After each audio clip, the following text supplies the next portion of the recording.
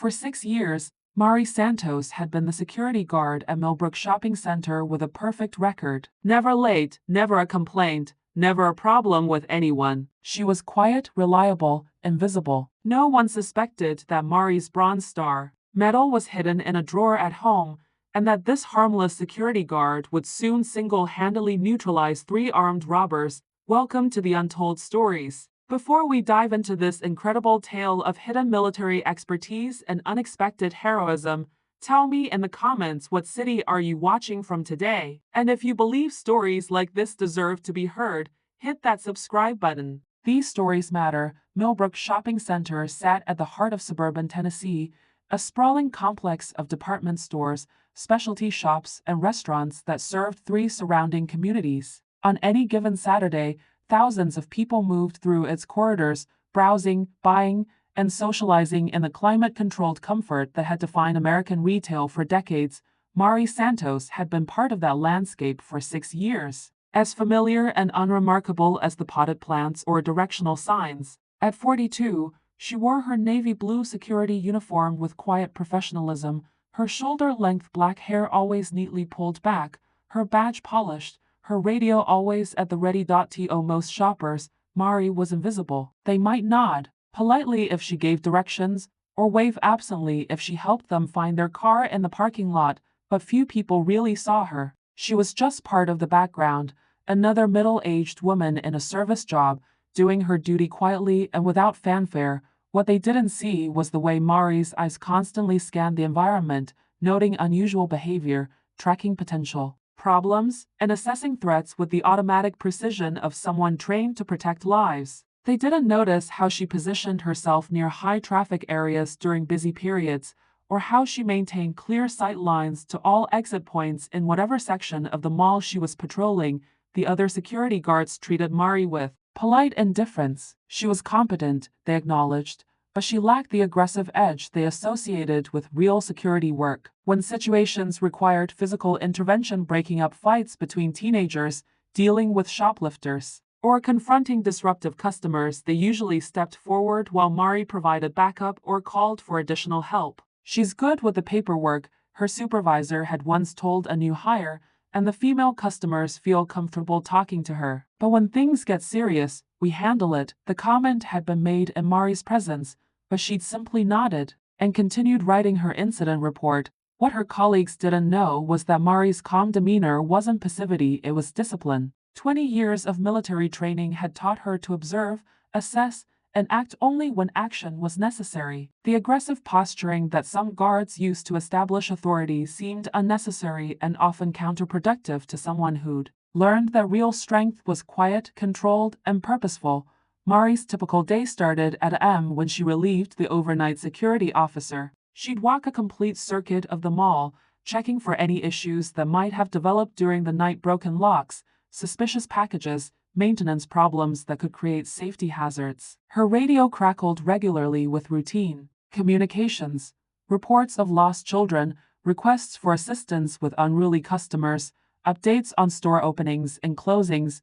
The rhythm was predictable and peaceful, exactly what Maria had been looking for when she'd taken the job 6 years ago. After 2 decades of military service that had included deployments to some of the world's most dangerous places, the quiet predictability of mall security had felt like a gift. She left the Army in 2018 as a staff sergeant, having served her full 20 years in the military police. Her service record included deployments to Iraq and Afghanistan, where she'd been responsible for base security operations, convoy protection, and detainee handling. She'd earned commendations for valor under fire and had been recognized for her leadership in training younger MPs in combat zone procedures.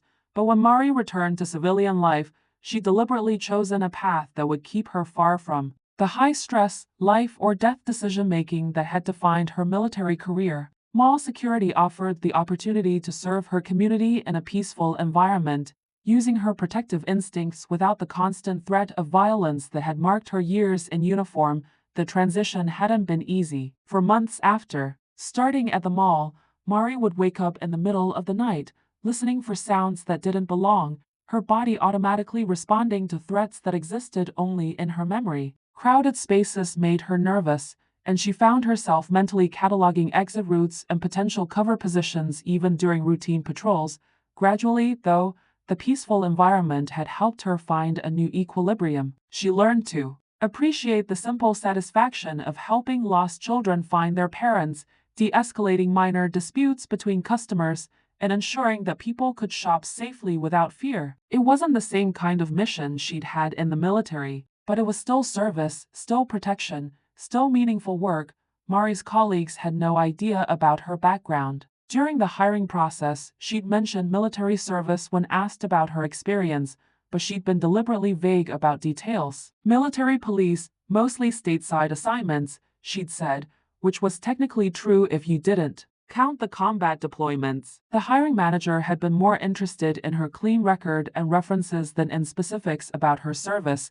Over the years, Mari had built a reputation as the guard who could handle difficult situations without escalation. When elderly customers became confused or upset, Mari would patiently guide them to their destination. When teenagers got too rowdy, she had a way of redirecting their energy without confrontation. When domestic disputes spilled into the public areas, Mari could diffuse tension with a combination of calm authority and genuine empathy. She's got a good touch with people, the mall manager had told corporate when Mari came up for her annual review. Never had a complaint, never had an incident escalate on her watch. Customers trust her. What the mall manager didn't understand was that Mari's effectiveness came from years of training in crowd control, de-escalation techniques, and threat assessment. The skills that had kept military personnel safe in forward operating bases translated surprisingly well to keeping shoppers safe in retail environments. The only hint of Mari's military background was visible on rare occasions when she rolled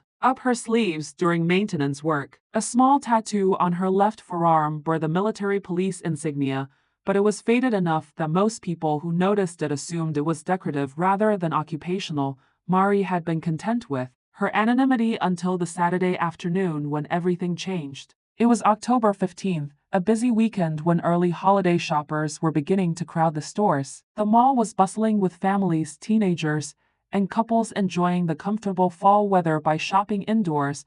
Mari was conducting her routine PM patrol when she noticed something that made her situational awareness spike. 3 men had entered the mall through different entrances, but they were moving in a coordinated pattern that suggested familiarity with each other and with the layout of the building. They were dressed casually, but their movements had the purposeful quality that Mari recognized from her military experience. She keyed her radio discreetly. "Control, this is Santos. I'm tracking 3 individuals who may be conducting surveillance." Continuing to observe. "Copy, Santos," came the reply from the security office. "Keep us posted." Mari adjusted her position to maintain visual contact with all 3 men while staying far enough away to avoid detection. They were moving systematically through the mall, spending just enough time in each store to appear like legitimate shoppers while clearly mapping the locations of cash registers, exit points, and security cameras. One of the men, tall with a beard and wearing a baseball cap, seemed to be the leader. He was coordinating the others through subtle hand signals and brief conversations disguised as casual encounters. The second man was heavy-set with a distinctive limp that suggested an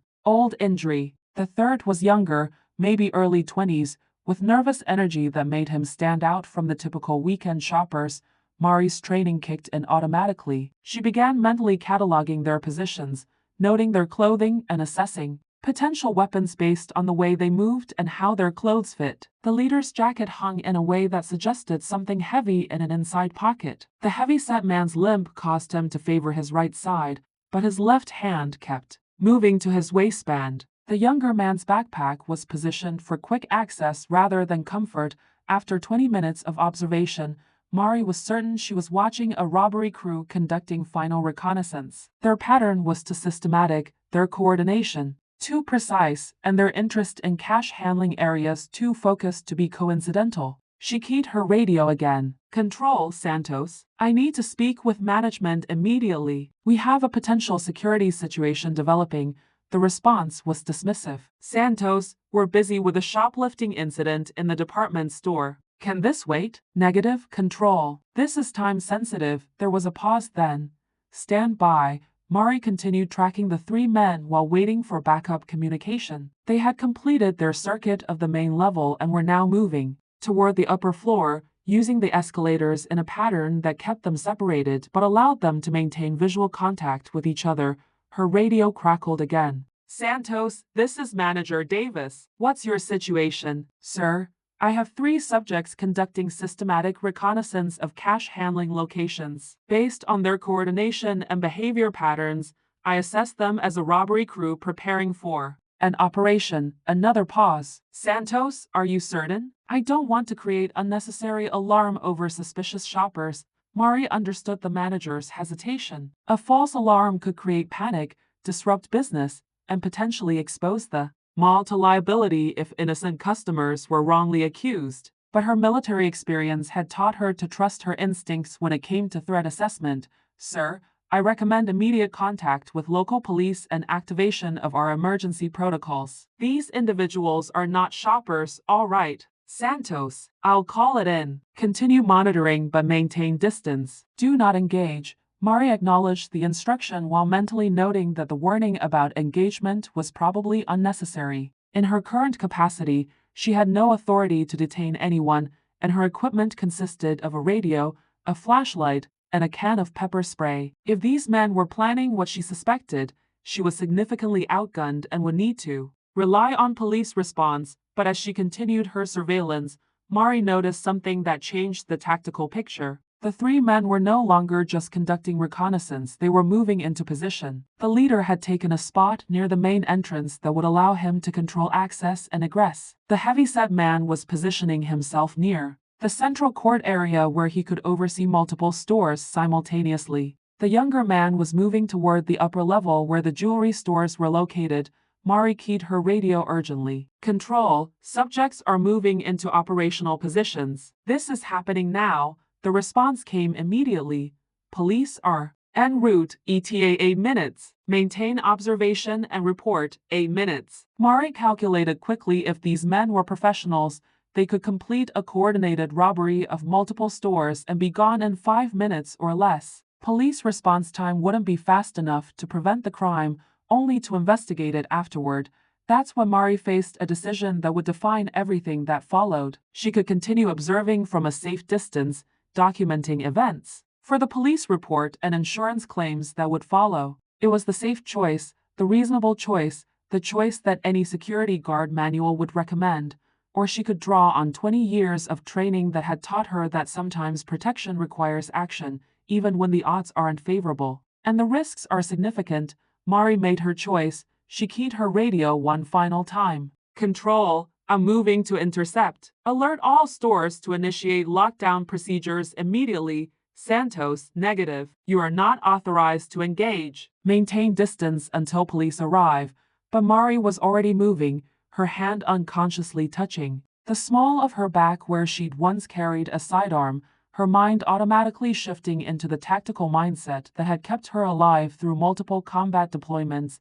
The robbery began exactly as Mari had predicted. The leader near the main entrance pulled out a pistol and fired 2 shots into the ceiling, the sound echoing through the mall like thunder. Shoppers screamed and scattered as the coordinated assault began. "Everyone on the ground!" The leader shouted. "This is a robbery. Nobody moves, nobody gets hurt." The heavy-set man had produced a shotgun from somewhere and was herding panicked shoppers toward the central court, away from the store entrances. The younger man was already moving toward the jewelry stores, a pistol in his hand and a demanding look of desperate determination on his face.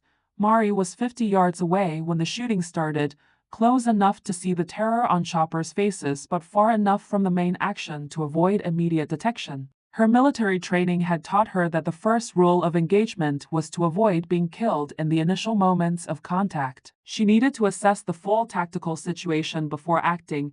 The 3 robbers were operating with military-style precision, but Mari could see flaws in their positioning. The leader was focused on crowd control but had his back to a service corridor that could provide concealed approach. The heavy-set man was effective at hurting civilians but had positioned himself in a location with limited fields of fire. The younger man was clearly the most nervous and therefore the most unpredictable, but also the most likely to make mistakes under pressure. Mari had perhaps 60 seconds before the situation escalated beyond her ability to influence it. She could see at least 40 civilians in the immediate area, including elderly shoppers and families with small children. If panic took hold or if the robbers became more aggressive, people would be hurt or killed.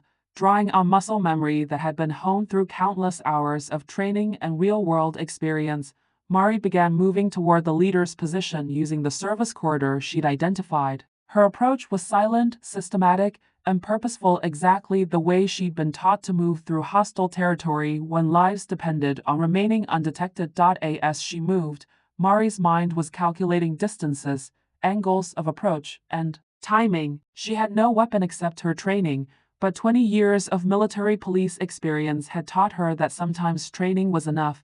The leader was 20 feet away when Mari emerged from the service corridor behind him. He was still focused on the crowd, still shouting orders, still completely unaware that his tactical position had been compromised by someone who understood warfare better than he did. Mari closed the distance in 3 quick steps, her approach masked by the noise and chaos of panicking shoppers. When she was close enough, she did something that would be replayed on security cameras and analyzed by police tacticians for months afterward.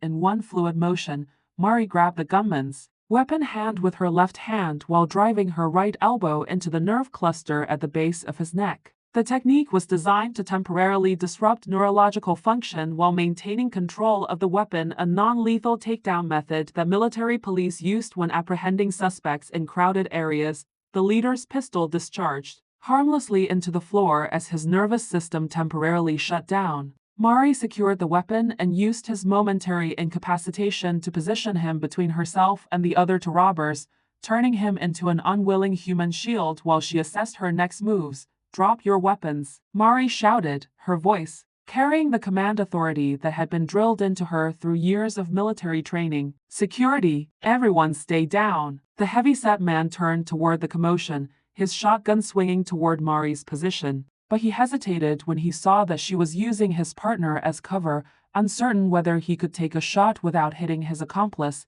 That hesitation gave Mari the opening she needed. Still controlling the leader's weapon with one hand, she reached for her radio with the other. "Control, suspects are armed and engaging. I have 1 weapon secured, 2 still active. Lock down all stores immediately." The younger man near the jewelry stores panicked when he saw his leader being controlled by someone he'd never seen before. His military-style coordination had depended on following orders from the bearded man, and with that leadership structure disrupted, he didn't know how to respond. "Let him go," the younger man shouted, pointing his pistol in Mari's general direction, but clearly afraid to fire with civilians and his partner in the potential line of fire.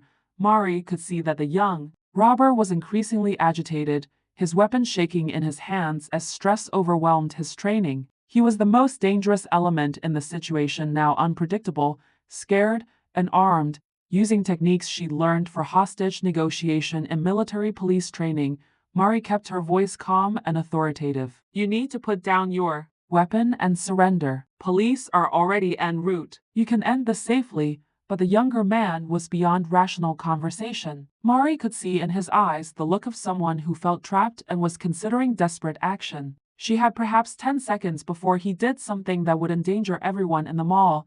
That's when Mari made the decision that would cement her legend at Millbrook Shopping Center forever. In one calculated movement, she disabled the leader completely with a pressure point technique, secured his pistol, and charged directly at the younger gunman. Her approach was tactically sound but appeared suicidal to anyone watching. She was running toward an armed man across 40 feet of open ground with no cover and no backup. But Mari understood something that the robbers didn't. Panic makes people slow, and training makes people fast. The younger man tried to bring his weapon to bear on Mari, but 20 years of combat conditioning had taught her how to move unpredictably while under fire. She zigzagged as she approached, using panicked shoppers as concealment, closing the distance faster than he could track. When she reached him, Mari executed a textbook weapon disarmament that was so smooth it looked choreographed. The gunman's pistol was in her hands before he fully understood what had happened, and he was on the ground in a control hold that rendered him completely helpless. The heavy-set man with the shotgun now found himself facing a trained military police veteran who was armed with 2 pistols and clearly knew how to use them. More importantly, he was facing someone who moved and thought like a soldier rather than a civilian. "Drop the shotgun," Mari commanded, both weapons pointed at center mass. "You're surrounded and outgunned." The man looked around desperately, but Mari was right. Police sirens were audible in the distance. The mall was locked down, and his 2 partners were neutralized. His military-style coordination had crumbled when faced with someone who understood tactics better than they did. The shotgun clattered to the floor as the man raised his hands in surrender. Mari maintained her defensive position until police arrived 2 minutes later, both weapons secured and all 3 suspects under control. When the first officers entered the mall, they found a scene that looked more like the aftermath of a military operation than a typical security incident.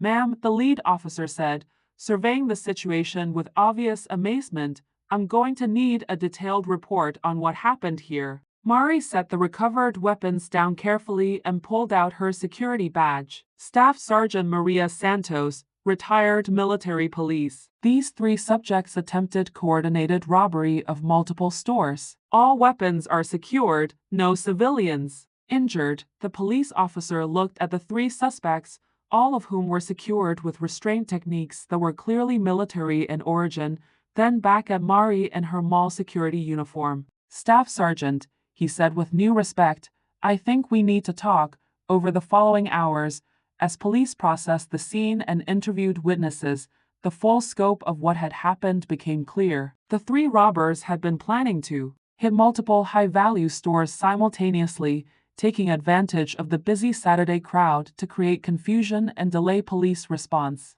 Their coordination and timing suggested professional-level planning, but they hadn't counted on running into someone with 20 years of military police training who recognized their tactics and knew how to counter them, the security footage told. The story in dramatic detail.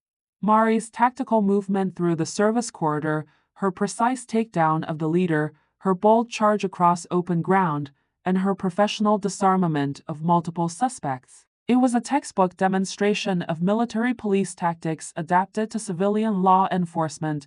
Mall manager Davis, who had initially been reluctant to take Mari's warnings seriously, was effusive in his praise. "I had no idea," he kept saying. "6 years she's worked here, and I had no idea she was capable of something like this."